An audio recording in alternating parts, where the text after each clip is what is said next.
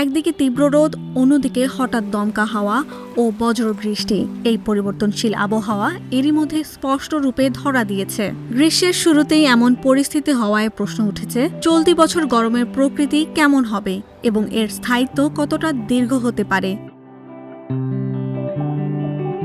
এ বিষয়ে আবহাওয়াবিদরা বলছেন, বাংলাদেশের মৌসুম হিসেবে গ্রীষ্মকাল সীমিত সময় জুড়ে হলেও বাস্তবে উচ্চ তাপমাত্রার প্রভাব অনেক দীর্ঘস্থায়ী হয়ে উঠছে।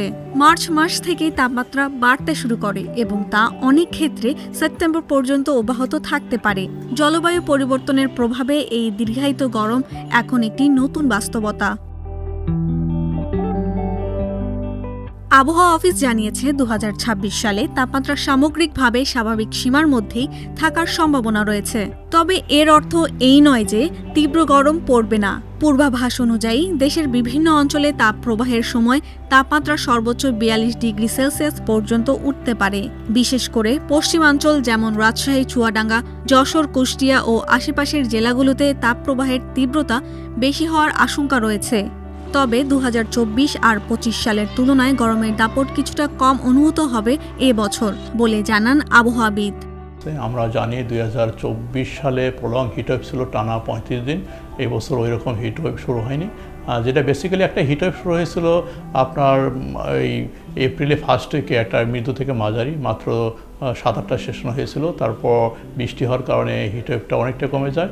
তারপর গত সপ্তাহে একটা মৃদু থেকে মাঝারি ছোট্ট আকারে হিটওয়েভ শুরু হয়েছিল। আর যেটা হচ্ছে, আমরা যদি আজ থেকে আগামী দিকে খেয়াল করি, সেক্ষেত্রে হয়তো আজকে থেকে কিছু কিছু জায়গায় তাপমাত্রা ৩৬-এ উঠবে, তবে ওই রকম তীব্র আকার ধারণ করবে না।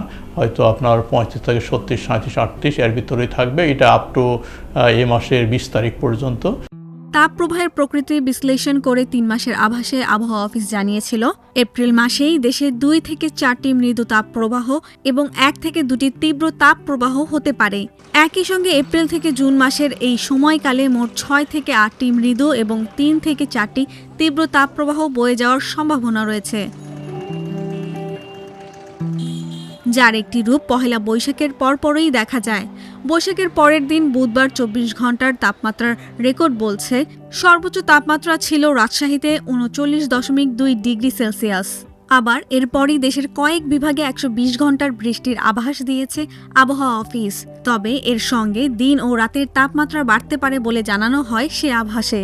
এমন পরিস্থিতিতে কি এই বৃষ্টি স্বস্তি ফিরাবে? ২৭, ২৮, ২৯, ৩০ এপ্রিলে এই সময় একটা বৃষ্টির সম্ভাবনা আছে। এই জন্য এই সময় তাপমাত্রা অনেকটাই কম থাকবে। এ মাসে মাঝামাঝিতে তাপমাত্রা আবার বেড়ে যাবে এবং ওই সময় হয়তো একটা তীব্র আকার হিটওয়েভ আসতে পারে। আর ওই সময় যেটা হবে, যেহেতু বাতাসে হিউমিডিটি পর্যাপ্ত থাকবে, এমনি আপনার প্রচণ্ড গরম অনুভূত হবে।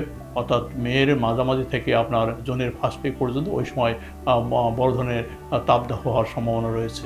ইদানিং দেখা যাচ্ছে যে বর্ষাকালে আপনার যে সময় বর্ষা শুরু হওয়ার কথা, ওই সময় বর্ষা ডিলে হচ্ছে এবং বর্ষা ডিলে হওয়ার কারণে ওই সময় প্রচণ্ড গরম থাকে এবং এটা রিসেন্ট টাইমে বেড়ে যাচ্ছে। বর্ষাকালে যে বৃষ্টির প্যাটার্ন, এটা অনেকটা চেঞ্জ হয়েছে।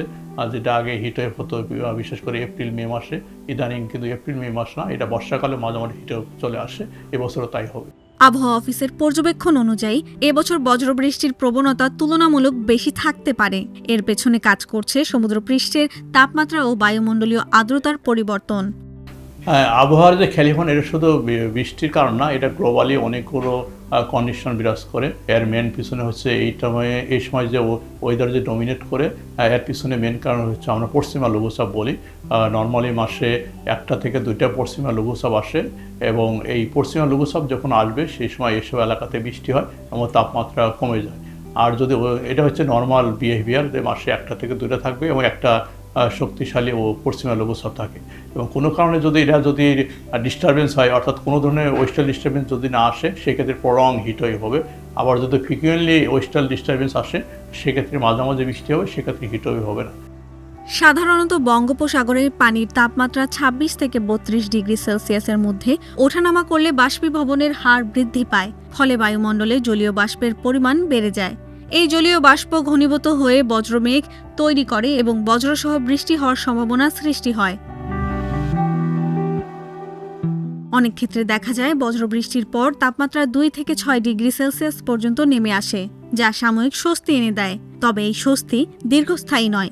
বরং কিছু সময় পর আবার তাপমাত্রা বাড়তে শুরু করে। ফলে গরম ও বৃষ্টির এই পালাবদল পুরো মৌসুম জুড়ে চলতে থাকে।